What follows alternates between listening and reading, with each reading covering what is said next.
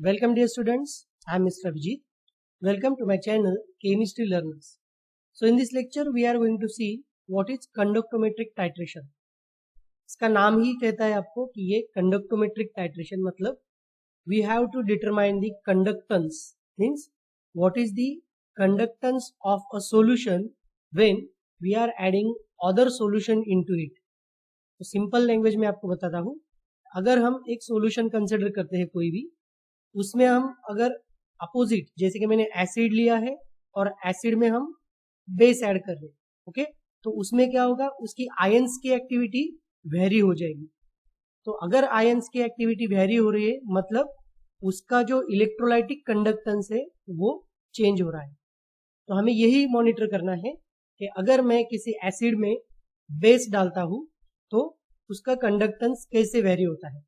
That is included in the conductometric titration. So we are going to learn in this lecture, that is conductometric titration क्या होता है, what are the terms used, principle of this conductometric titration, advantages क्या है और disadvantages क्या. So let us see this one by one. So first of all, definition. The name itself indicates that it is a titration. Okay? कोई भी titration process ले लो आप, acid based titration होता है या फिर redox titration होता है, ओके. उस टाइट्रेशन में हम क्या करते हैं, एक टाइट्रेंट यूज करते हैं और एक टाइट्रेंट यूज करते हैं. तो कंडक्टोमेट्रिक टाइट्रेशन मतलब क्या, it is a type of titration in which electrolytic conductivity of a reaction mixture is continuously monitored as one reactant is added into the another.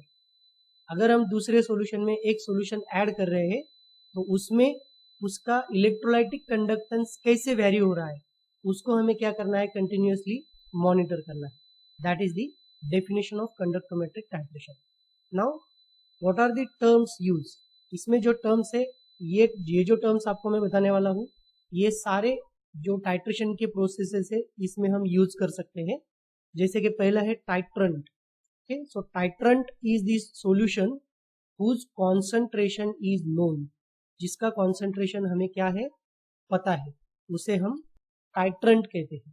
Titrant, okay, T. अब जो titration में हम दूसरा जो solution use करने वाले हैं, obviously उसका जो कॉन्सेंट्रेशन है वो हमें पता नहीं होगा, मतलब that is the unknown concentration solution, उसे हम टाइट्रेंट कहते हैं, D. Okay, the concentration is not known और इट इज अननोन कॉन्सेंट्रेशन, और you can say it is also called as analyte. इसे हम एनालाइट भी कहते हैं. तीसरा जो टर्म है important, that is the equivalence point. और जो कुछ अलग अलग टाइट्रेशन की प्रोसेसेस है उसमें हम उसे न्यूट्रलाइजेशन पॉइंट भी कहते हैं. सो what is the equivalence point, जब आपका एक सडन चेंज, ओके, जब आप अगर कंडक्टिविटी या फिर कंडक्टोमेट्रिक टाइट्रेशन कंसिडर कर रहे हैं तो अगर हमें कंडक्टेंस में या फिर कंडक्टिविटी में सडन चेंज ऑब्जर्व होता है, that is nothing but the equivalence point. या फिर आप कंसिडर कर सकते हो कि एसिड बेस्ड टाइट्रेशन, उसमें हम एक टर्म यूज करते हैं दैट इज न्यूट्रलाइजेशन पॉइंट या फिर neutralization number. So what is that point, जब हम अगर कंसिडर करो कि हमने 10 ml एसिड लिया है और 10 ml एसिड में हमने 10 ml बेस डाल दिया, तो वहां पे क्या होगा, न्यूट्रलाइजेशन पॉइंट आ जाए. That is nothing but the neutralization point, or here you can say it is equivalence point. Okay, now what is the principle of conductometric titration? It is generally a titration which is based on the measurement of the conductance of solution, how much amount of electricity is conducting the solution. Okay, that is the principle of this conductometric titration. और ये जो conductometric titration है ये depend होता है तीन चीजों पे, तीन चीजें, और वो किससे रिलेटेड है. One, that is the number, charge, and the third one is the mobility.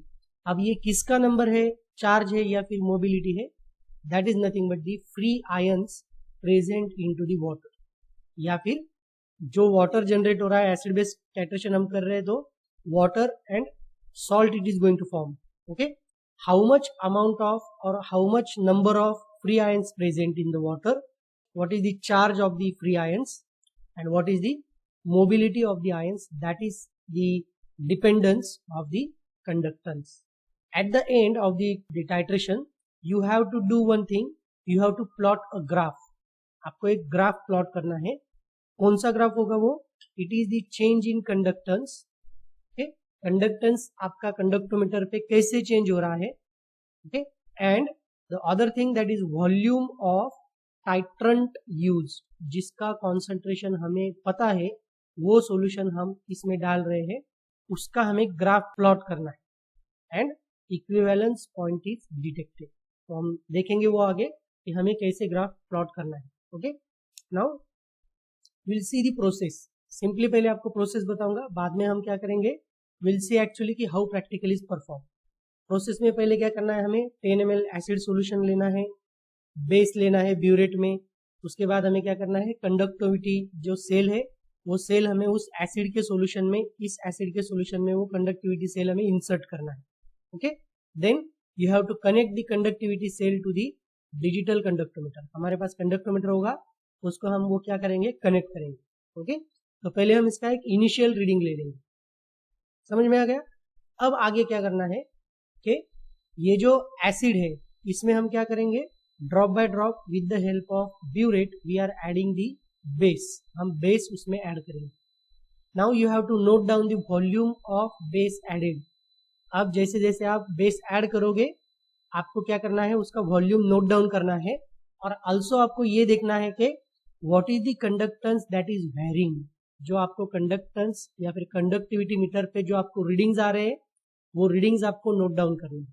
ये दो चीजें आपको मॉनिटर करनी है by adding the base into the acid solution. Then sharp increase, जैसे आपका इक्विवेलेंस पॉइंट आ जाएगा वहां पे क्या होगा, sharp increase in the conductance of the solution occurs. That means the end point of the titration has been reached.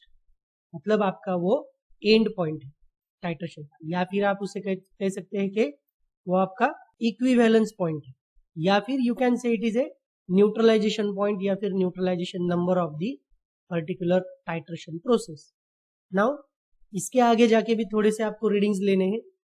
Okay, few more readings you have to take after the end point of the titration.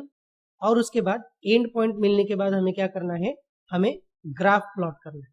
Okay, now will see actually the practical. तो हमें practical कैसे करना है, तो हमें जैसे बताया कि ये टाइट्रेशन प्रोसेस है.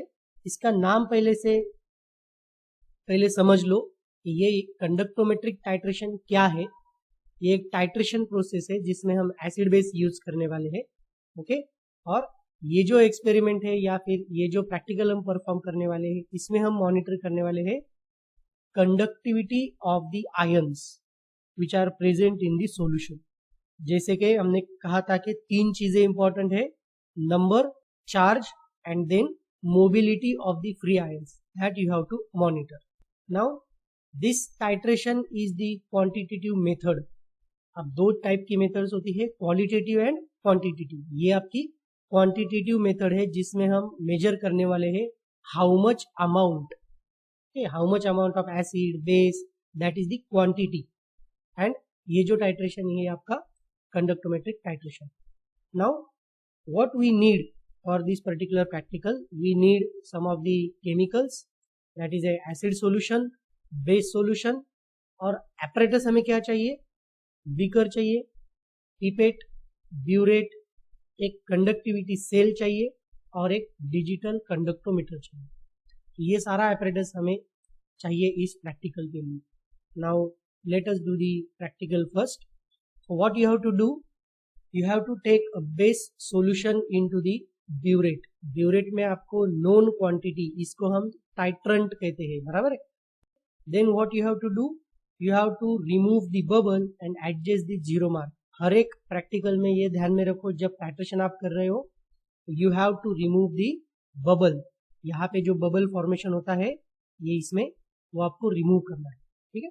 In a beaker you have to take 10 ml of acid solution with the help of pipette. हम बीकर में क्यों ले रहे हैं, क्योंकि हमें कंडक्टिविटी सेल भी उसमें इंसर्ट करना है. नहीं तो हम जो प्रैक्टिकल्स करते हैं उसमें हम क्या करते हैं, कोनिकल फ्लास्क यूज करते हैं. Okay, so here we are taking the beaker. Now the titration process in such a way that the titrant by adding the base drop by drop. आपको ये जो बेस है ये इस बीकर में drop by drop add करना है। इसके साथ मैंने कहा था आपको कि आपको कंडक्टिविटी मीटर भी चाहिए और एक सेल भी चाहिए। Now you have to insert the conductivity cell into the acid solution. अब सिर्फ एसिड है हमारे पास, H+ आयन से सिर्फ सॉल्यूशन में, तो इसमें कुछ इनिशियल उसकी कंडक्टिविटी होगी, बराबर है।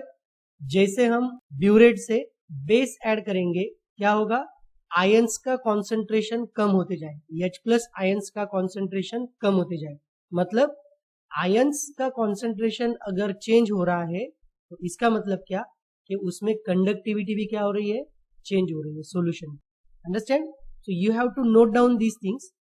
जैसे आप बेस ऐड कर रहे हो वैसे आप कंडक्टिविटी भी चेक कर रहे हो कि सॉल्यूशन की कंडक्टिविटी क्या है। This is actually the observation points. Now you have to plot a graph.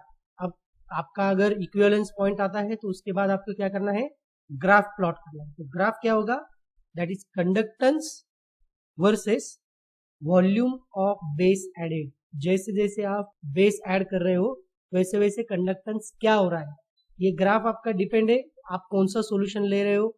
ये ग्राफ आपका डिपेंड है, ऐसा भी हो सकता है, ये ग्राफ आपका ऐसा भी हो सकता है, ये ग्राफ आपका ऐसा जाके ऐसा भी हो सकता है, what ever it may be. Okay, so depend है इस पे आप कौन से सॉल्यूशंस यूज कर रहे हैं।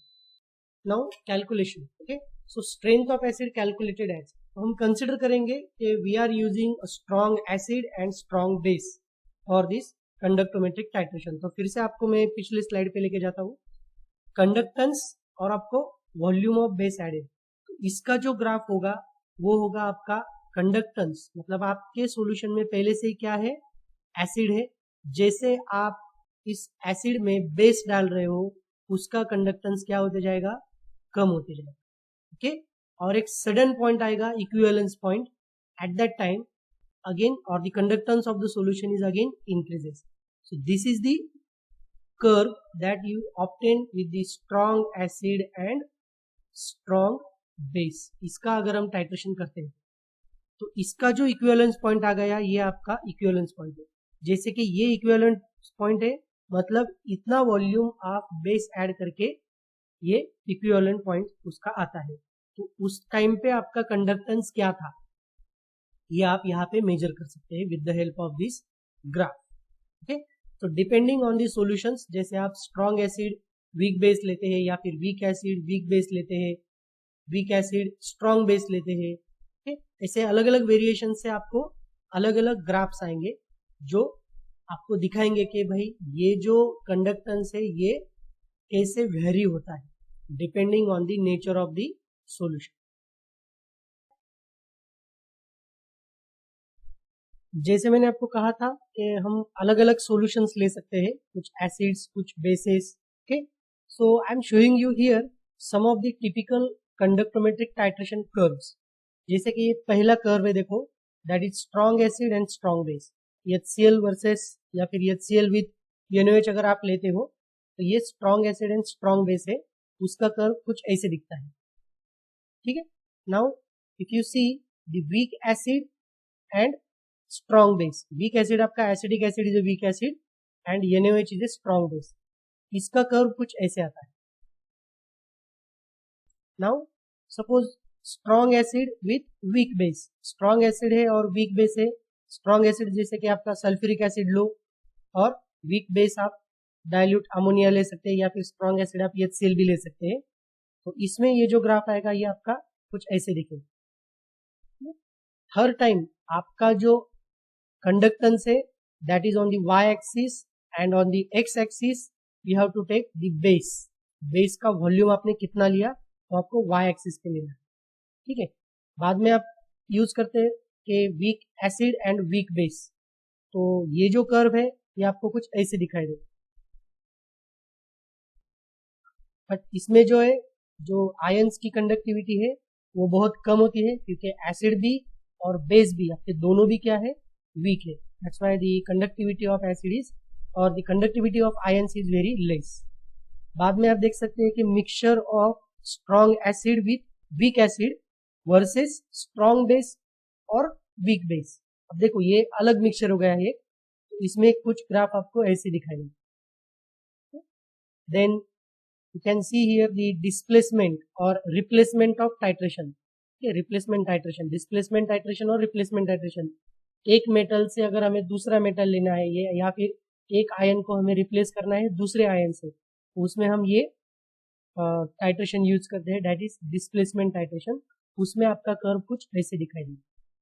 If you see the calculation, जैसे कि मैंने आपको एसिड और बेस, एसिड वर्सेस बेस का आपका कैलकुलेशन किया था, या फिर टाइट्रेशन हमने किया था En2, okay, that you have to calculate, that is the strength of acid N2V2 equal to N1V1, क्योंकि हमने यहाँ पे क्या किया है, देखो N2 is for strength of acid, V2 is for volume of acid, okay, and ये जो बेस के लिए हमने यूज किया है ये आपका N1 और V1 है। इस हिसाब से आप क्या कर सकते हो, it is N1, it is the strength of base that you know already because it is titrant। आप यहाँ से अभी क्या कर सकते हो, स्ट्रेंथ ऑफ एसिड निकाल सकते हो, because its concentration we don't know, this is called as titrant. कितना आपने एसिड उसमें यूज किया था, that you know, that is the 10 ml acid, and what is the amount of or volume of base that you are adding, that is nothing but the equivalence of the graph point. ये जो graph में आपका equivalence point आया है volume, ये आपका होगा V1, understand. So in this way you can calculate the strength of acid. You can find out what are the different acids or bases that can be used into the conductometric titration. In this what we have seen, that is what is the definition of conductometric titration। वो principle, process, practical part देखा हमने, graph देखा और उसके calculation। तो ये जो conductometric titration है that can be also used in in determining the purity of water। Water की प्यूरिटी क्या है, या फिर पोल्यूटेंट्स अगर वाटर में प्रेजेंट है वो फाइंड आउट करने के लिए भी हम ये कंडक्टोमेट्रिक टाइट्रेशन की प्रोसेस यूज करते हैं। So with this we stop here. For such important and informative videos please subscribe to the channel Chemistry Learners and don't forget to press bell icon button. Thank you.